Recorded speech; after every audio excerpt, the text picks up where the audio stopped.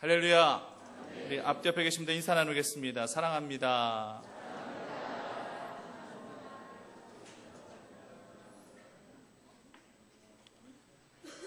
맛을 안다라고 하는 것은 매우 중요한 거죠. 만약 우리가 입맛을 잃어버렸다 친다면은 그건 참 괴로운 일이죠. 같이 식사를 하다 보면은 어떤 분들은 참 맛있다, 참 맛있네, 정말 맛있다 이렇게 아주 표현을 하시면서 드시는 분들이 계셔요. 정말 맛을 느끼시기 때문에 그렇게 표현하시는 겁니다. 이런 분들은 필히 그 식당을 다시 찾아오시게 되어 있어요. 왜요? 맛을 알기 때문에 그 맛 때문이라도 가족들이나 지인들이나 어떤 분들이라도 모시고 그 식당을 다시 찾게 되어 있습니다. 우리 건강의 적신호는요, 여러 가지 측면에서 살펴볼 수 있는 것이겠지만 제일 빨리 알 수 있는 것이 우리 입맛을 잃어버렸을 때입니다. 입맛을 잃어버렸을 때 무조건 계절 탓으로만 돌리면 안 돼요. 맛있는 것을 먹어도 맛있는 줄 모르고 미각을 잃어버린 채 그냥 살기 위해서 드시는 분들은 건강에 적신호가 켜진 것이죠. 그럴 때는 내 입맛을 빨리 회복하는 것이 제일 중요합니다. 신앙에도 맛이 있습니다. 신앙의 그 맛을 아는 사람은 그 맛 때문에 절대 교회를 등질래야 등질 수가 없어요. 아마 누군가가 무릎을 꿇고 애원을 하듯 제발 주일날 교회 가지 말라고 누가 그런 식으로 부탁한다 할지라도 아마 다 뿌리치고 교회 가게 될 것입니다. 이미 나는 예수의 맛을 알았고요. 이미 나는 은혜가 무엇인지 그리고 구원이 무엇인지 알게 된 이상 주일날 교회를 안 갈 수는 없는 거예요. 주일날 교회를 한번 빠지게 되면 그날 그 한 주가 그냥 마음이 불편합니다. 왜? 성령님께서 내 안에 탄식을 하시는데 도저히 그 괴로움은 말할 수 없다라고 하는 것입니다. 그러다가 교회 가서 예배를 드리게 되면은 그렇게 마음에 평안함이 넘치고요. 마음에 기쁨이 넘칠 수가 없어요. 이게 바로 하나님의 은혜를 맛보아 자들의 삶이라고 하는 것입니다. 이제는 떨어질래 떨어질 수 없는 예수님께 접붙임 당한 그러한 주의 자녀가 되었다라는 거룩한 반증인 것입니다. 베드로는요 3년 동안 예수님 따라다녔어요. 늘 예수님의 그림자처럼 따라다녔던 베드로였지만 솔직히 베드로는요 아무 맛도 모른 채 그냥 따라다닌 거예요. 재미는 있습니다. 예수님 따라다니면서 예수님께서 행하신 기적 보니까 이야 이런 일도 있네. 예수님께서 막 기적 베푸시면서 먹이시고 입히시고 죽은 자도 살리시는 그 모습 보니까 우와 이런 일도 있을 수 있네. 재밌는 거죠. 하지만 거기까지였어요. 신앙생활의 재미라는 거 굉장히 중요합니다. 하지만 그 재미보다 더 중요한 것은 신앙생활의 참 맛을 알고 신앙생활을 해야 한다라고 하는 것입니다. 베드로는요 그 신앙생활의 참 맛을 예수님과 함께 있었었던 그 시절에는 알 수 없었습니다. 예수님께서 죽으시고 부활하신 후에 그 베드로를 만나주시고 그리고 오순절 마가의 다락방에서 성령 체험을 하고 난 이후에야 그때서야 신앙의 참맛을 알게 됩니다. 과연 그 맛이라고 하는 것이 어떤 맛이었을까? 그 맛이 무엇이기에 이렇게 베드로를 변하게 했을까? 성령님께서는 과연 우리들의 무엇을 변하게 하시는 것일까? 크게 두 가지 정도를 한번 살펴보고자 합니다. 첫째는요, 성령님은 기도의 참맛을 알게 합니다. 기도는 사실상 베드로하고 거리가 먼 단어예요. 기도의 자리에서 실패만 해왔던 베드로입니다. 겟세마네 동산으로 예수님 따라 2번이나 올라갔지만 베드로는 기도 못하고 내려왔어요. 2번씩이나 올라갔던 것 자체가 굉장한 특권이에요. 다른 제자들은 예수님과 한 번도 같이 못 올라갔어요. 그런데 베드로는 예수님께 사랑받는 수제자라는 그러한 이유 하나로 2번이나 올라갔어요. 처음에 올라갈 때는요, 재밌었어요. 어떻게 재밌는지 아세요? 예수님이 올라가자고 해서 같이 변화산에 겟세마네 동산에 올라갔는데 예수님께서 그 구약시대 때에 그 모세, 엘리야 선지자와 막 대화를 나누시네요. 어쩜 이런 일이 있을 수 있는 것인지 베드로는 모든 것들이 신기한 거예요. 재밌는 거예요. 그래서 예수님 위해서 모세 위해서 엘리야 위해서 초막까지 짓겠다고 그렇게까지 본인이 자청합니다. 이때는 별 부담도 없었고요. 그리고 재미도 있었고요. 신비한 체험도 하게 되니까 모든 것들이 막 신기한 거죠, 진짜. 두 번째, 예수님과 같이 겟세마네 동산에 올 때는 재미가 없습니다. 아니, 이건 재미가 있고 없고의 문제가 아니라 사태의 심각성이 굉장히 있었던 때예요. 십자가 순환 당하시기 전 예수님은 베드로를 비롯한 세 제자에게 기도를 부탁하시기 위해서 그 세 제자를 데리고 겟세마네 동산에 올라가신 것입니다. 사태의 심각성을 좀 알았다면은 베드로가요, 아무리 좀 몸이 피곤했단다 할지라도 예수님 제가 기도해 드릴게요, 예수님 몸 꼭 붙들고 붙잡고 예수님 위해서 기도했었어야 될 그런 베드로 아니었을까요? 왜 예수님께서 이렇게 순환과 고통 당하시면서 돌아가셔야만 하는 것입니까? 이런 식으로 이렇게 예수님 붙들고 울기라도 했어야 되는 거 아니겠습니까? 기도에 한적한 자기 자리로 돌아와서 하나님 앞에 마주해서 땡깡 부리듯 그렇게 하나님 앞에 왜 예수님을 왜 데려가셔야만 되는 거예요? 왜 예수님을 십자가에서 이렇게 고통당하시고 죽게 하시는 거예요? 이런 식으로 하나님 앞에 땡깡이라도 울면서 그렇게 기도했어야 되는 거 아니었겠어요? 근데 못하는 거예요. 왜? 베드로는 기도가 뭔지 몰라요. 기도의 참맛을 모르기 때문에 기도하려 할 수가 없는 것입니다. 이 세상에서는요, 재미로 시작했단다 할지라면 재미로 끝내야 돼요. 그 깊은 맛을 알게 되면 빠져나오기가 힘들어요. 처음에 도박에 손대시는 분들 처음에 다 한결같이 하신 말씀이 뭔지 아십니까? 재미삼아 했대요. 재미삼아 시작했다라고 얘기합니다. 처음부터 그 맛을 알아서 도박에 손대는 사람 없어요. 처음엔 다 재미삼아 해보는 겁니다. 그런데 재미로 시작했던 도박에 점점 빠져들면은요, 점점 그 깊은 맛을 알게 됩니다. 그 도박의 맛을 알게 된 이상 거기서 손 빼고 나온다라는 거, 그거 쉽지 않습니다. 이 세상은요, 재미에서 스톱하고요, 그 맛을 아는 데까지는 절대 가지 말아야 됩니다. 하지만 신앙은요, 재미로 그쳐져서는 절대 안 됩니다. 필히 그 맛을 알고 그 맛을 느끼고 그 맛을 갈급해 할 수 있어야 한다라고 하는 거예요. 성령 받기 이전에 베드로의 모습 살펴보시면 그냥 재미로 예수님 따라다녔어요. 병자 고쳐주시고 기적 베푸시고 죽은 자도 살리시고, 가장 측근에 내가 있다는 것이 얼마나 뿌듯했을 것이고 다른 사람들이 부러움으로 나를 쳐다보는 거, 그거 즐기는 거예요. 그 재미 삼아 즐기는 것입니다. 상을 즐기는 거예요. 그러나 두 번째 겟세마네 동산에 올라갔었을 때는 방금 전에 말씀드렸던 것처럼 기도할 수가 없었어요. 예수님께서 한적한 곳에 기도의 멍석을 깔아주셨어도 베드로는 기도하지 못했어요. 이랬던 베드로가 이제는 완전히 달라졌습니다. 기도하면 거리감이 느껴질 수밖에 없었던 그런 베드로가 이제 기도 생활이 자신의 체질이 되었어요.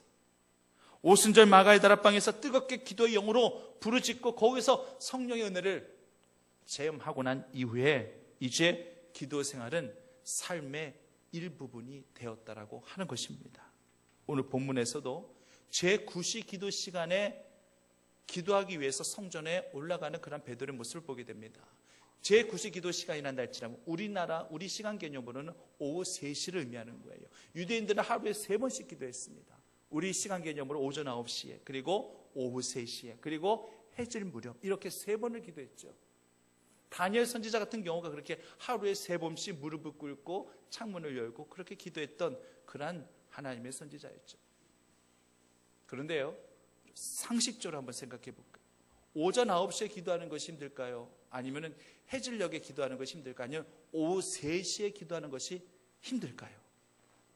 오후 3시에 기도하는 것이 힘들어요. 왜? 그때는 무척 바쁘고 분주할 때거든요. 그때는 무척 한낮 더울 때거든요. 오전 9시 때는 그래도 아침바람이라도 선선하게 불 수 있고요. 또 해질 무렵이란다 할지라도 모든 일과를 다 마치고 좀 편안한 시간이 될 수도 있어요. 또 그렇게 뜨겁지도 않아요.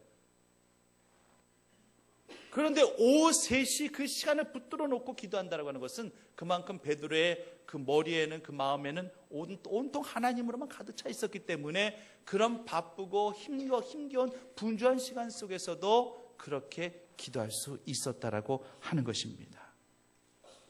연애하는 사람이 항상 그 마음속에는 사랑하는 사람에 대한 생각으로 가득 차 있는 것과 마찬가지예요. 그래서 시간만 나면은 만나고 싶고 시간만 나면 전화하고 싶은 그런 마음 마찬가지로 내 머리에, 내 마음에 온통 하나님 생각으로 가득 차 있다는 할지라면은 하루에 3번이 아니라 정말 시간을 내서라도 언제든지 주님과 교감하기 위해서 몸부림칠 수 있는 그러한 신앙으로 변화되어진다라고 하는 것입니다. 베드로가 그랬어요. 이제 시간 붙들어 놓고 기도하는 사람이 되었어요. 이처럼 성령은 사람을 변화시키십니다. 성령님 못하실 것이 없어요. 하고자 하실 수 다 있는 분이에요. 그런데요, 우리가 기억할 것은 성령님은 인격적인 분이시라는 것을 우리는 기억해야 할 것입니다. 무작정 우리를 마구 이끌어 가시는 분이 아니라 우리의 인격을 존중해 주시는 인격적인 하나님이에요. 어떤 분은 이렇게 생각하실 거예요. 왜 그러면 성령님은 날 변화시키지 못하시는 걸까? 나는 기도하고 싶은데도 기도가 잘 안 되고 성령님이 좀 기도를 하게끔 나를 그렇게 끌어주셨으면 좋겠는데, 이렇게 생각하시는 분들 계실는지 모르겠어요. 성령님이 나를 변화시키실 수 없으시기 때문에 내가 기도를 못하는 것이 절대 아니라 내가 아직 준비되어 있지 못하기 때문에 기도하지 못하는 것입니다. 분명히 아셔야 돼요. 지금 성도님들에게도 계속 사인을 주고 계세요. 기도해야 된다라고. 네 삶을 위해서도, 네 가족을 위해서도 너는 필히 기도해야 된다라고 계속 사인을 주고 계시는 거예요. 과연 그 사인을 내가 눈치채고 있느냐는 얘기예요. 그 음성이 지금 내게 들려지고 있느냐는 얘기입니다. 기도해야 한다는 것을 알면서도 기도하지 못하는 것은 나의 나태와 나의 안일과 나의 게으름 때문인 것이고, 결국에는 기도하지 못하도록 방해하는 사탄의 계획의 노력이 있기 때문이라는 사실을 성도님들이 기억하셔야 되는 거예요. 성령님은 우리가 먼저 우리의 의지를 갖고 이겨내려고 몸부림치기를 원하고 계십니다. 그런 가운데 힘겨울 때 도우심을 구하고, 우리가 연약하여 쓰러질 것 같으면 그때 주님 앞에 도우심을 구하며 간구하면 그때 성령 하나님께서 도와주시는 것이고 승리케 하시는 것이지, 우리의 의지와 상관없이 성령이 나와 함께 무작정 역사하실 것을 그렇게 기대해서는 안 된다라고 하는 것입니다. 어떤 우리 젊은 집사님은 지금 40일 새벽 기도를 작정하고 계셔요. 그분이 고백하기 이전에 자신의 모습이라면 이건 엄두조차 꿈조차 이건 꾸지 못할 일이라는 얘기죠. 도저히 할 수 없는 힘든 일이라고 하는 것입니다. 그런데 믿음이 들어가고 나도 새벽을 깨우고 나도 기도를 하고 싶다는 생각이 드니까 감당하게 되더라는 얘기예요. 본인 자신도 자기 자신을 보면서 놀라는 거예요. 내가 언제부터 이렇게 새벽을 깨우면서 내가 열심히 기도하며 살았던가 생각하니까 본인 스스로가 놀라는 겁니다. 놀랄 수밖에 없죠. 의지를 갖고 몸부림치면서 기도하려고 하니까 결국 성령님께서 하게 하시는 거예요. 자기가 하는 게 아니기 때문에 놀랄 수밖에 없는 것입니다. 베드로처럼 시간을 붙들어 놓고 그렇게 기도를 하게 되어지는 것입니다. 사랑하는 성도님들, 우리 성도님들도 베드로처럼, 변화된 베드로처럼 기도의 참맛을 알고 시간을 붙들어 놓고 기도하기에 힘쓰실 수 있는 성령의 사람들이 다 되시기를 간절히 바랍니다. 둘째, 성령은요, 만남의 맛을 알게 합니다. 만남은요, 기도하지 않는 자에게는 우연이에요.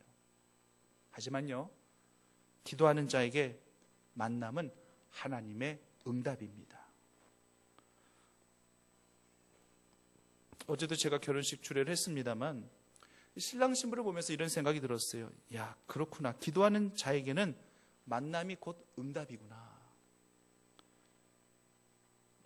신랑은 제가 주례를 하는 동안 뭐가 그리 좋은지 계속 웃는 모습으로 저를 보고 또 아내를 봤다가 저를 봤다가, 근데 그렇게 웃는 모습 보니까 저도 참 좋더라고요. 신부도 약간의 긴장감을 가진 채 약간의 미소를 띤 모습으로 그렇게 저를 보는데 그냥 그 모습이 그렇게 싱그럽고 좋을 수가 없었어요. 기도하는 가운데 만난 배우자이기에 두 사람은 서로 성경책 펴놓고 큐티책 펴놓고 함께 큐티하면서 서로를 알아가고 그렇게 하면서 사랑을 키워간 거죠. 하나님께서 만나게 하신 만남의 맛을 알고 있기 때문에 이 모든 것들이 가능한 것입니다. 오늘 본문에서 안진뱅이는요, 정말 고귀한 만남을 갖게 됩니다. 이 만남은 기대하지 않는 만남이에요. 만남에는 두 가지가 있어요. 기대하는 만남이 있고 기대치 않은 만남이 있습니다.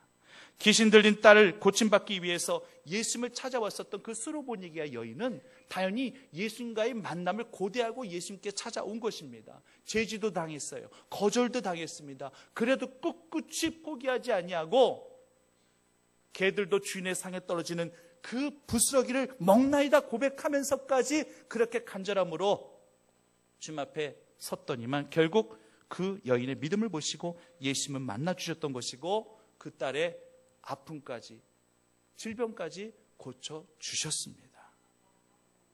기대하지 않았던 만남도 있어요. 수가성에 우물을 깃기 위해서 그렇게 찾아온 그런 사마리 여인은 그냥 남의 시선 피하고 그냥 물만 뜨고 그냥 가려고 했어요. 근데 거기서 누구를 만납니까? 예수님을 만납니다. 거기서 예수님을 통해서 생수의 근원 대신 예수님을 발견하게 되어지고 그 복음을 받게 됩니다. 그래서 이제 물동이마저도 다 내던져버리고 자기 마을로 돌아가서 예수 만난 그 감격과 기쁨 그리고 복음을 증거하게 되죠. 그래서 기대치 않은 그 만남 때문에 이방인 최초의 여자 복음 증거자가 되어지는 축복을 받아 누리게 됩니다. 기대했던 만남이든 전혀 기대하지 않은 만남이든 그건 중요하지가 않아요. 중요한 것은 내가 지금 주님을 만났고 만나고 있고 그 주님으로 인해 내가 변해가고 있다는 것을 고백하는 신앙이 가장 중요할 줄 믿습니다. 이 고백할 수 있는 신앙이 있어야 된다는 얘기입니다. 베드로가 사실 본문의 안진뱅이를 처음 본 건 아닐 거예요. 처음 본 게 아니에요. 베드로는 시간을 정해서 이렇게 성전 안에 들어가서 기도하는 그런 사도였어요. 그리고 본문의 안진뱅이는 언제나 그랬듯이 그냥 그 성전 민문 앞에서 구걸하는 인생이에요. 안진뱅이기 때문에 몸을 움직이는 것이 쉽지는 않죠. 그렇기 때문에 그냥 그 동선에서 그 주변에서 그냥 손 벌리는 그런 인생이에요. 그렇기 때문에 그 주위를 지나다니는 사람들은 모두 다 이 안진뱅이를 보았을 것입니다. 베드로도 마찬가지예요. 성전에 기도하러 들어갈 때 늘 보던 안진뱅이였습니다. 이전에는 그냥 구걸하나 보다 그냥 그렇게 그냥 보는 정도 그냥 그 정도였어요. 어떤 특별한 생각이나 관심조차 없었어요. 그런데 이번엔 다릅니다. 성령님께서 마음속에 뜨거움을 주셔요. 성령님이 내 안에서 말하기 시작하게 하시는 것입니다. 이제는 보지만 말고 이젠 가서 직접 만나라는 얘기예요. 성령님께서 뜨겁게 심령을 그렇게 녹여주시고 변화시켜 주시니까 만나래요. 보는 걸로 끝쳐지지 말고 만나라는 얘기입니다. 그리고 선포하라는 그런 강력한 메시지가 분명히 있었을 거예요. 그렇기 때문에 나사렛 예수의 이름으로 그 안진뱅이를 고칠 수 있을 것이라는 확신을 갖게 되어진 것이죠. 베드로가요, 오순절 마가다락방에서 성령 체험한 거 맞습니다. 하지만요, 아직 병 고치는 기적은 행해본 적이 없어요. 물론 설교를 할 때 그 설교 은혜를 받아가지고 3,000명이 넘는 사람들이 세례를 받고 그리고 하나님의 품으로 돌아오게 되었다라는 그러한 구절이 사도행전 2장 말씀에 언급이 되어져 있긴 합니다만은 아직 베드로는요, 병 고쳐본 기적 해본 적이 없어요. 그건 예수님께서는 하시는 걸로 그렇게 생각했죠. 한 번도 해보지 않았기 때문에 조금의 두려움은 있을 수 있어요. 그런데 역시 베드로는 베드로입니다. 거침이 없습니다. 거침없는 성격 하나님께서 그대로 쓰시니까 오늘 본문 말씀처럼 단호하게 선포하시는 거예요. 은과 금은 내게 없거니와 내게 있는 것으로 내게 주노니 곧 나사렛 예수 그리스도의 이름으로 일어나 걸으라. 성도님들, 이 세상은요, 은과 금의 이야기로 가득 차 있습니다. 돈으로 사람도 평가해버리는 그런 세상이에요. 그래서 그런지 어느 순간 한국 교회 안에도요, 은과 금의 이야기만 하는 그런 교회들이 점점 많아지고 있어요. 교회는요, 은과 금의 이야기를 하는 것이 아닙니다. 나사렛 예수 그리스도의 이름의 능력을 이야기하는 것이 교회가 돼야 될 줄 분명히 믿습니다. 중세 교부 아퀴나스는요, 그때 타락해져가는 그 중세 교회를 향하여서 한탄하면서 이렇게 고백했어요. 초대 교회는 은과 금은 없었다 한다 할지라도 나사렛 예수 그리스도의 능력은 있었다, 이렇게 고백해요. 그 말은요, 지금의 교회는 나사렛 예수의 능력은 다 사라지고 은과 금만 가득 채워져 있는 그런 교회가 되어버렸다, 그렇게 변질되어 버렸다, 그렇게 한탄하는 거였어요. 지금 이 시대 우리 한국교회의 모습은 어떻습니까? 땅도 있고 건물도 있고 사람도 있으면 그것으로 교회는 만족하려 합니다. 그래서 어떤 방법으로든 막 땅을 사려 하고요, 건물을 지으려 하고요, 하지만 정말 정작 그 안에 예수 그리스도의 능력은 상실된 교회가 얼마나 많은지 모릅니다. 모이면 기도해야 되는 것이고, 모이면 예배하기를 기꺼이 즐거워하는 그런 교회가 되어야 되는데, 모이면 정말 더욱더 감사하고, 모이면 정말로 주의 선한 교제를 나눌 수 있어야 되는데, 모이면 그저 험담하고, 모이면 그저 세상 이야기로 가득 채우려고, 그저 모이면 돈 버는 이야기만 하려 한다 할지라면 그런 교회에 무슨 능력이 나타날 수 있겠습니까? 교회는요, 병을 고쳐야 하지만 그렇다고 교회가 병원이 될 수는 없어요. 예수 그리스도의 이름의 능력을 전하는 것, 그 이상도 그 이하도 아닙니다. 더 나아가서는 절대 안 되고 더 이하가 되어서도 안 됩니다. 이것이 진정 교회의 본질적인 사명이 돼야 한다라고 하는 것입니다. 사랑하는 성도님, 하나님 앞에 온전히 붙들릴 수 있는 주의 자녀들이 다 되시기만을 간절히 바랍니다. 내 안에 예수 그리스도, 나사렛 예수 그리스도의 은혜와 능력이 가득 충만하게 넘쳐날 수 있도록 철저히 변화되어지고자 하는 의지를 갖고 주님 바라보는 신앙이 되시기를 간절히 바랍니다. 오늘 본문에 나타나는 이 안진뱅이의 모습, 혹시 내 모습은 지금 아닌가를 생각해 보십시오. 나는 앉고 일어서고 뛰는데요, 저는 그런 육적인 안진뱅이 모습을 말씀드리는 것이 절대 아닙니다. 주님의 능력으로 충분히 일어설 수 있음에도 불구하고 그냥 좌절하고 눌러 앉고자 하는 그런 모습이란다 할지라면은 우리가 이 안진뱅이하고 뭐가 다르겠습니까? 육신의 안진뱅이보다 더 무서운 것은요, 신앙의 안진뱅이예요. 내가 내 자신의 모습을, 내 신앙을 한번 잘 보십시오. 내가 지금 자꾸만 현실 속에서 안주하고 눌러 앉고자 하는 그런 신앙의 안진뱅이로 지금 내가 살아가고 있지는 아니한가를 점검해 보시라는 얘기입니다. 눈에 잘 안 보이기 때문에, 잘 감지할 수 없는 것이기 때문에 영적인 분별력을 갖고 내 자신, 내 믿음의, 내 신앙을 살펴보실 때에 내가 지금 영적인 안진뱅이로 지금 머물러 있지는 아니한가를 생각해 보시라는 얘기입니다. 예전에 많이 불렀던 복음성가가 생각이 나더라고요. 말씀을 준비하면서 예전에 많이 불렀었는데 그동안 참 많이 못 불렀었구나 라는 생각이 들어서 말씀 준비하다가 잠깐 스톱하고 그 찬양을 제가 불렀었습니다. 매일처럼 주저앉고 싶을 때 나를 밀어주시네. 같이 부르실까요? 일어나 걸어라, 내가 새 힘을 주리니. 일어나 너 걸어라, 내 너를 도우리. 한 번 더요. 일어나 걸어라, 내가 새 힘을 주리니. 일어나 너 걸어라, 내 너를 도우리. 할렐루야.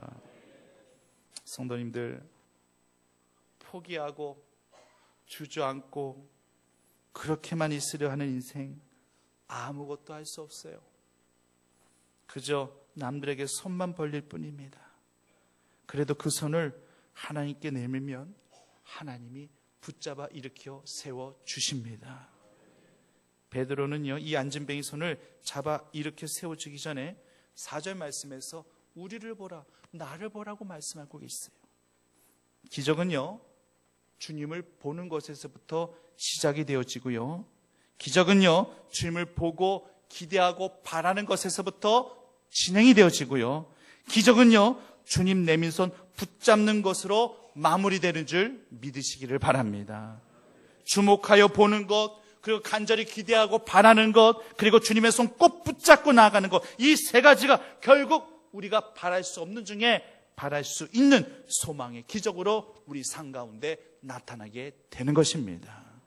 성령 이렇게 역사하시고 이렇게 나를 변화시켜 가세요. 성령님은요, 베드로도 이렇게 변하게 하신 거예요. 예전에 그 베드로의 그 거침없는 충동적인 그런 이 모든 행동들, 그것은요, 성령님하고는 전혀 무관한 거예요. 그 충동적인 그런 다혈질적인 급한 성격, 그 모든 표현들, 행동들은요, 그저 자신을 드러내기 위한, 자신의 의를 강조하기 위한 그런 행동들에 불과했었어요. 그러나 지금은 달라요. 성령이 무엇을 어떻게 변하게 하셨느냐?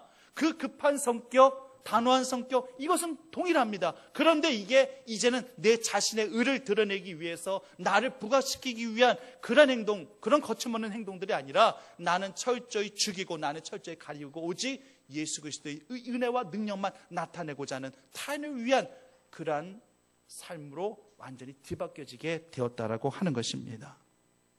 그렇기 때문에 사도행전 3장 12절 말씀 보면은 이 사건 이후에 베드로가 사람들을 향해서 뭐라고 얘기하는 줄 아십니까? 이 사람들아, 이스라엘 사람들아, 이 일을 왜 놀랍게 여기느냐? 우리 개인의 권능과 경건으로 이 사람을 걷게 한 것처럼 왜 우리를 주목하느냐? 왜 나를 주목하느냐? 이전에 베드로였단다 할지라면 제발 나 좀 주목해라. 내가 한 것이다. 내가 한 거야. 이렇게 주장했겠죠. 그러나 성령이 베드로를 변하게 하시니까 이제는 철저히 자신을 가리우게 합니다. 그리고 이제는 예수 그리스도를 보라고, 예수 그리스도의 능력이라고 이렇게 고백하게 하는 것입니다. 성령은요, 안준뱅이도 변하게 해요. 베드로만 변하게 한 거 아니에요. 8절 말씀에서 그가 서서 걸으며 뛰기 시작했다라고 표현합니다. 그런데 더 중요한 것은 그 다음 말씀이에요. 어떤 말씀이 있죠? 하나님을 찬송하였다라고 하는 것입니다. 자신을 걷게 해준 사람은 사실 베드로잖아요. 자신의 손을 잡아 일으켜준 사람은 베드로잖아요. 그런 베드로에게 감사를 올리기 전에 그는 지금 하나님을 찬송하고 있습니다. 성령은 사람을 변하게 하는데요, 하나님을 찬송하게 합니다. 할렐루야. 이 안진뱅이가 하나님을 찬송했다라고 하는 것은 결국 하나님 앞에 영광을 먼저 올려드렸다라는 그런 의미입니다. 비단 인간의 능력으로서가 아니라 하나님께서 베드로 사도를 통하여서 행하신 기적의 사건이라는 것을 알고 먼저 하나님 앞에 영광의 찬송을 올려드리는 것입니다. 성령님은요, 이렇게 기도에 실패했던 베드로 사도를 기도의 자리로 이끄시고 기도의 사도가 되게 하셨으며, 또 성령님은 기적을 인간의 능력으로 보지 않고 하나님의 하신 것으로 보고 찬송의 셈으로 이끌어 가시는 은혜가 있는 것입니다. 성령은 이렇게 변하게 합니다. 한 사람만 변한 것도 아니에요. 한 사람의 변화가 다른 사람들에게 엄청난 자극을 주고 있어요. 이전에 안진뱅이는 다른 사람들에게 관심 받을 사람이에요. 관심 없어요. 아니, 오히려 그냥 하찮은 존재로 그렇게 여겼을 것입니다. 그런데 이 사람이 초대교회 지각병동을 일으킨 장본인이 됩니다. 고침받았는데요, 서서 뛰며 하나님을 찬송하면서 다니고 있는 겁니다. 10절 말씀에서 주변 사람들이 그 모습을 보면서 놀라는데, 그냥 놀라는 정도가 아니죠. 심히 놀랍다라고 표현하면서 한 번 더 놀라고 있는 거예요. 결국 이 사건이 많은 사람들에게, 이스라엘 사람들에게 영적 파장을 일으키게 된 것입니다. 이 기적이 초대교회의 첫 기적이 되었던 것이고, 이 첫 기적으로 말미암아 이제 일파만파로 성령의 역사와 능력과 권능들이 이스라엘 지역부터 해가지고 온 지방까지 그렇게 흘러가게 되었던 것이었습니다. 성령님은 한 사람을 통해서도, 성령님은 한 사건을 통해서도 주변을 변화시켜 나가실 수 있고 다른 사람들을 변화시켜 나갈 수 있다는 사실을 기억하시기를 간절히 바랍니다. 이제 말씀을 마무리하고자 합니다. 우리가 예수 그리스도를 알고자 한다면, 더 깊이 알려고 한다 할지라면 우리는 예수님의 깊은 맛을 우리는 알고 깨닫게 됩니다. 시편 34편 8절 말씀에 너희는 여호와의 선하심을 맛보아 알지어다. 그에게 피하는 자는 복이 있도다. 이런 말씀을 주고 계십니다. 성도님들, 여호와의 선하심을, 여호와의 은혜와 능력을 맛보아 아시기를 바랍니다.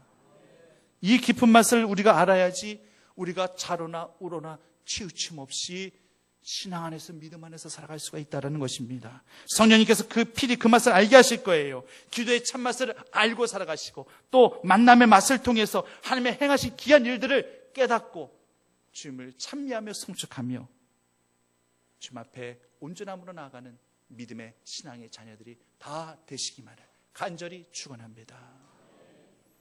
살아역사하신 아버지 하나님, 성령님은 사람을 변하게 하시는데 과연 내가 변해져 있는지요? 이전에 옛 구습을 쫓는 허탄하고도 망령한 망년된 세상을 쫓는 이전의 내 삶의 모습과 지금 내 모습이 달라져 있는지 나를 조명하게 하시사 이 시간 부서질 것 부서지게 하시고 깨달아야 할 것 알게 하셔서 주님의 기쁘신 참맛을 깨닫고 그 은혜 가운데 살아가는 저희 모두가 되게 하여 주시옵소서. 예수님 이름으로 기도드립니다.